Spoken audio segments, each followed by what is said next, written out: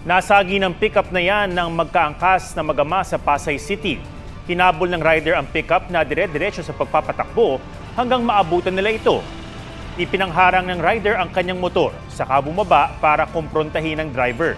Pero hindi natinag ang driver at nasagi pa ang tuhod ng batang angkas sa kanyang pagtakas. Nakipag-ugnayan na ang rider sa LTO para matuntuan ng may-ari ng pickup na naka-diplomatic plate. Sa Quezon City, huli ka ang isang rider na sinilaban ng isang nakaparadang SUV. Agad tumakas ang suspect. Wasak ang bumper habang basag ang windscreen ng SUV.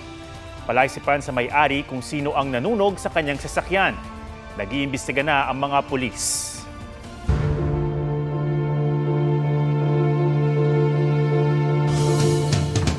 Sinisilip ng Ombudsman at DPWH ang naging joint venture ng mga kontratistang Diskaya sa kumpanya ng mga kaanak ni Senator Bongo. Sagot naman ni Go, huwag siyang idamay sa paglilihis ng issue mula sa tunay na mga may sala. May report si Ian Cruz. Sa Senate Blue Ribbon Committee hearing noong September 8, pinangalanan ng mag-asawang Diskaya ang ilang mambabatas, taga-DPWH at iba pang opisyal na dawit umano sa katiwalian sa flood control projects. Pero ayon sa Ombudsman, may iba pang mga pangalang di binabanggit ang mga Diskaya kaya mailap at matipid sa pagsasalita at ayaw nang makipagtulungan sa Independent Commission for Infrastructure o ICI. He's protecting people like Bongo. Kasi nga yung joint venture nila, 8 projects worth 800 million. Doon sila simula lumaki. But they will not talk about it. Tinutukoy ni Remulla ang joint venture ng St. Gerard Construction ng mga Diskaya kasama ang CLTG Builders, ang kontraktor na pinamamahalaan ng ama at kapatid ni Senador Bongo. Pinasok daw nila ang mga joint venture mula 2017 noong si Go ang special assistant ni dating Pangulong Duterte. Naungkat daw ito sa state witness evaluation at case build-up ng DOJ. Sinasabi nila they had to go through a mediator, tapos lisensya lang daw na ginamit nila. Ang ginamit ng kabila. Hindi daw siya nakialam, binigyan daw siya ng 3%, parang ganun. Hindi ako naniniwala hindi siya ganun Hustler yan. Iniimbestigahan ng Ombudsman at DPWH ang ugnayan ng mga Diskaya at ng CLTG. Ang daming kontrata ng mga Diskaya. Libo. Meron na kaming plano at meron na kaming mga gagawin sa mga susunod na araw to look at those, specifically at those contracts of the Diskayas during the previous administration. Sabi naman ni Go, idinadawit siya para malihis ang takbo ng investigasyon mula sa tunay na may sala. At sana naman po, wag naman po akong gawing dahilan na hindi mag-cooperate. Ano to? May cover up? Ano to? Para ilihis yung atensyon sa totoong may kasalanan? Imbes na ilihis, sabi ni Go, dapat tukuyin ang utak ng anomalya na alam naman daw ng ICI, DPWH at ng Ombudsman kung sino. Sa ICI, alam niyo sino yung mga mastermind. Tumbukin niyo po. Sa DPWH, sa Ombudsman, tumbukin niyo yung mastermind. Sino po yung mga nasa likod nito? Nag-aantay po kami. Dati nang iginiit ni Go na hindi niya kilala ang mga Diskaya at wala siyang alam sa mga pinasok na kontrata ng kumpanya ng ama. 2019 pa raw tumigil na sa pangongontrata ang ama at tinapos na lang ang obligasyon hanggang 2022. Sabi pa ni Go, kahit siya mismo ay inungkat ang joint venture ng mga Diskaya at CLTG. Tinanong ko sila, ang mga Diskaya. Tinanong ko sila, meron ba kayong joint venture with the CLTG? Yes. Tapos na ba? They answered yes. Napapakinabangan na ba? Yes. So, dun po, nagkaroon po ako ng interest din bilang isang senador at miyembro po ng Blue Ribbon na kung may pagkukulang, pagkakamali, kung anomalous o substandard, panagutin niyo, sinabi ko doon. Handa naman daw si Go na humarap sakaling ipatawag ng ICI. Ayon pa kay Remulla, posibleng hindi lang si Go ang pinoprotektahan ng mga Diskaya. Mark Villar. It is a possibility lang. Secretary si Mark, doon sila lumaki, doon sila nakakuha ng napakaraming project. That's where they really rake it in nung secretary si Mark. Hindi pwede hindi alam ni Mark yan. Si Senador Mark Villar ang DPWH Secretary mula 2016 hanggang 2021 noong panahon ng Administrasyong Duterte. Ang ina niyang si dating Senadora Cynthia Villar, posibleng pinoprotektahan din umano ng mga diskaya ayon kay Remulla. Wala ako pa kung direct evidence dyan. Pero yung stay kasi ni Mark and knowing that these kayas became very big during that time. They sought favor with these people. Gusto nila in sila. Hindi naman sila magiging in kundi sila. Iniimbestigahan din ng ombudsman ang mga proyektong napunta sa kapatid ng dating senador na si Bong Revilla. Kapatid niya kasi yung contractor nila, si Princess Revilla. Aka Rebecca B. Ocampo. Rebecca Bautista Ocampo. That's Princess Revilla. Siya ang contractor ng lahat ng projects nila. You're talking about Bong, Lani, and the children. Kasama lahat yan. Mabigat yan, mabigat. Tinawagan at tinext na ng GMA Integrated News ang mga Revilla pero wala pa silang tugon. Tinitingnan din ng iba pang di pa napapangalan ng politiko na umano'y tumanggap din ng mga kickback mula sa DPWH projects. May nakuha kaming AMLA document ng isang transaksyon na nag-remit yung top contractor ng pera sa dalawang congressman. Yung isa 75 million, thereabouts. Yung isa 25 million. Sitting congressman ngayon. Active congressman. Ian Cruz nagbabalita para sa GMA Integrated News. Naniniwala si Vice President Sara Duterte na susubukan silang idawit ng kanyang amang si dating Pangulong Rodrigo Duterte sa maanumalyang flood control projects. Sinabi yan ng Bise kasunod ng pahayag ng DPWH na iimbestigahan na rin ito ang ugnayan ng mag-asawang Diskaya sa CLTG Builders. Ang CLTG Builders ay construction firm ng ama ni Senator Bongo na kilalang malapit sa mga Duterte. Dahil sa kaalyado ni dating Pangulong Rodrigo Duterte, si Senator Bongo. Doon siguro nila gagawan ng kwento yon. Yung part na ako, si PRD, nasa gitna, at si Senator Bongo, nasa kabilang side. Nanindigan naman si VP Sara na wala siyang kinalaman sa issue dahil wala daw siyang flood control projects. Hiling pa ng Bise, huwag pagdiskitahan ng kanilang pamilya at imbestigahan din ang iba pang administrasyon. Tugon ng Malacanang, hindi ito may iwasan lalo't mismong ang dating Pangulo ang umaming korap siya at nakinabang sa kaban ng bayan. Pero hindi raw gagawa ng ebidensya ang administrasyon para maipakulong ang mga kritiko nito. Aabot sa 220 million pesos ang pwedeng makuha ng gobyerno kapag ipinasubasta ang 13 luxury vehicles ng mga Diskaya. Target itong gawin ng Bureau of Customs sa Nobyembre. Plano ring ipa-auction ang 2 luxury vehicle na isinuko ni dating Bulacan Assistant District Engineer Bryce Hernandez. Pero iniimbestigahan pa ang papeles ng mga ito. Pinag-aaralan daw ng Independent Commission for Infrastructure kung paano mapapabilis ang pagbawi sa mga ari-arian ng mga sangkot sa maanumalyang flood control projects.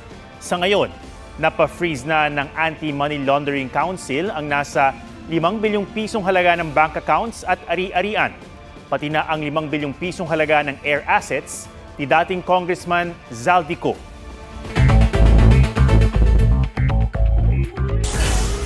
Mga lalaking sumugod at nanakit sa isang bahay sa Pasig, sinampahan ng patong-patong na reklamo. Humarap sa mga pulis ang mga biktima at 3 sospek na miyembro umano ng True Brown Style Gang. Base sa investigasyon, 13 anyos lang ang babaeng pakay ng mga lalaki. Girlfriend umano siya ng isa sa mga sospek na mahigit 30 anyos na. Health Center sa Antipolo City na July 2024 pa natapos. Minadali umanong buksan nang malamang mag-i-inspeksyon ang DOH. Tinawag ng Antipolo LGU na unfair ang aligasyon dahil 1 linggo na umano silang naglilipat ng gamit para sa pagbubukas ngayong araw. Naghahanap din daw sila ng medical staff na hindi naman ganun kabilis gawin. Ex-PNP Chief Benjamin Acorda Jr. nanumpa bilang bagong Executive Director ng Presidential Anti-Organized Crime Commission o PAO. June Veneracion nagbabalita para sa GMA Integrated News. Nabulabog ang isang eskwelahan sa Tanawan, Leyte nang sumugod ang isang lalaki at binaril ang misis na teacher doon. Sa Tarlac naman, nahuli kamang pananakit ng isang tricycle driver sa isang estudyante. May report si John Consulta. Naglalakad papasok ng eskwelahan ang mga estudyanteng ito nang biglang lumapit ang isang tricycle. Ang tricycle driver sinuntok sa batok ang isa sa mga estudyante at agad tumakas. Binigyan naman ng atensyon medikal ang biktima. Natuntun kalaunan ng tricycle driver na ayon sa kanyang mga kaanak ay may medical condition. Nung kinakausap po siya, medyo iba-iba po ang kanyang sinasabi. Hindi po siya makausap ng maayos.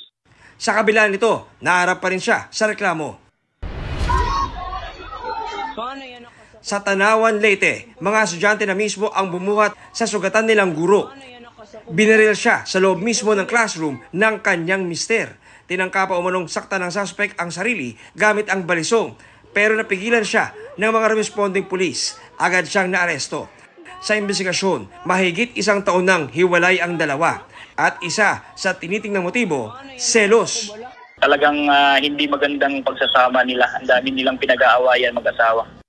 Frustrated parasite ang hinihandang kaso laban sa suspect na kinukunan pa ng panig. Nagpapagaling sa ospital ang biktima.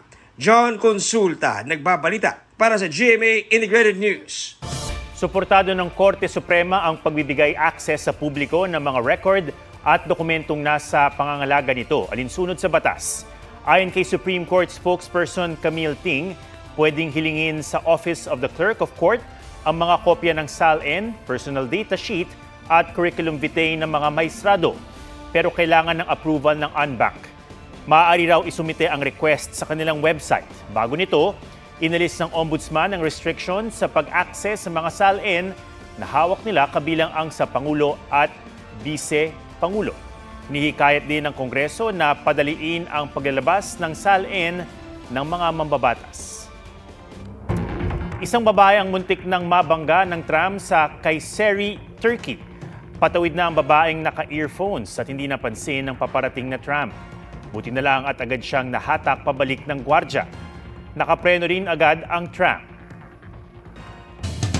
Higit 2 taon matapos masunog, sisimulan ng ibalik sa dati nitong ganda ang Manila Central Post Office Building. May mga idaragdag pa raw sa gusali gaya ng kauna-unahang Postal Museum sa bansa.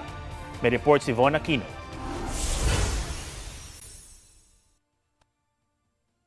Ng May 2023, nagliyab ang makasaysayang Manila Central Post Office Building. Tumagal na mahigit 30 oras ang sunog. Nagmulang apoy sa sumabog na battery ng sasakyan na nakaimbak sa bodega ng gusali. Kabilang sa mga naabo ang mga stamp paintings. Itinayo ang gusali noong 1926 na dinisenyo ng Filipino architects na sina Juan Arellano at Tomas Mapua, kasama ang American architect na si Ralph Doane. Alam nyo ba na hindi lang ang sunog noong May 2023 ang pinagdaanan nitong makasaysayang Manila Central Post Office Building? Napinsala rin ito noong World War II at nirestore lamang noong 1946 matapos ang gera. Very nostalgic kasi nung bata ako, naalala ko na nakapasok na po ako dyan, nagpapadala po ng sulat sa mama ko, OFW abroad po. Sayang, di ko siya na-encounter before nung talagang okay pa siya. Sana soon, pagbalik namin dito, restored na siya. Ang makasaysayang gusali, sisimula ng ibalik sa dati nitong ganda. Kahapon lumagda ng Memorandum of Agreement ang PhilPost at DPWH para sa restoration, retrofitting at rehabilitation. Ang kabilin-bilinan ng ating Pangulo, kailangan talaga ma-restore natin ng tama at ma-restore natin ng mabilis itong napaka-importante at iconic na landmark natin. Gagawa ng detailed architectural engineering design ng DPWH.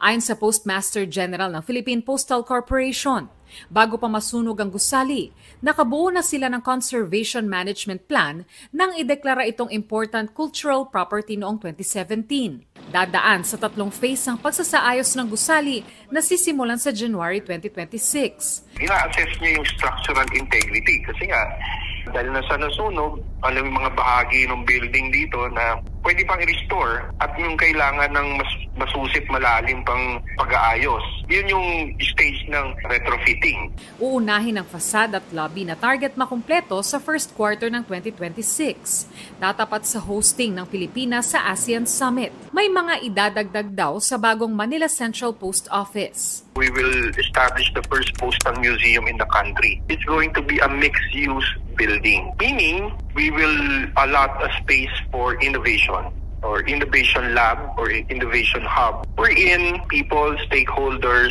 can have a venue for exchange of knowledge. Von Aquino nagbabalita para sa GMA Integrated News. Bukod sa negosyo kong ito, may nilalaro akong magugustuhan nyo rin. TikTok Lock host Pokwang may babala sa pineking video niya. Kumakalat online ang deepfake video na pinagmumukha siyang endorser ng isang gaming platform. Or sa makakapanood pa na. O makakapanood po ito, paki-block na lang. Hindi po talaga ako nag-i-endorse sa mga online gaming. Ayon kay Mamang, kinuha ang video niya sa isang live selling. Saka pinatungan ng boses na gawa ng AI. Ingat po tayo kasi ang lala talaga ng AI ngayon. Nakakadismaya. Jeneline Mercado hindi raw masyadong confident sa pagsabak ng karakter niya sa Sanggang Dikit for Real sa beauty pageant. Pero iba ang say ng mister na si Dennis Trillo. Syempre hindi na ganun ka-komportable, di ba, ate? Kasi may edad na rin. Okay pa rin kumpara sa mga bata ngayon. Parang lalaban pa rin eh. Oo, palaban pa rin talaga. Abangan din daw ang pag-unfold ng mga bagong karakter sa serye, including Jared played by Raver Cruz. Kakampi ba ako or isa ako sa magiging kaaway nila? For sure kaaway ni Tonyo kasi interesado ako kay Bobby dito. Open-ending stars Clea Pineda at Janela Salvador spotted sa isang tattoo parlor. Nauna nang sinabi ni Clea na masaya sila together. Tingin naman ng ilang netizen, nag-level up na ang relationship ng dalawa. Athena Imperial nagbabalita para sa GMA Integrated News.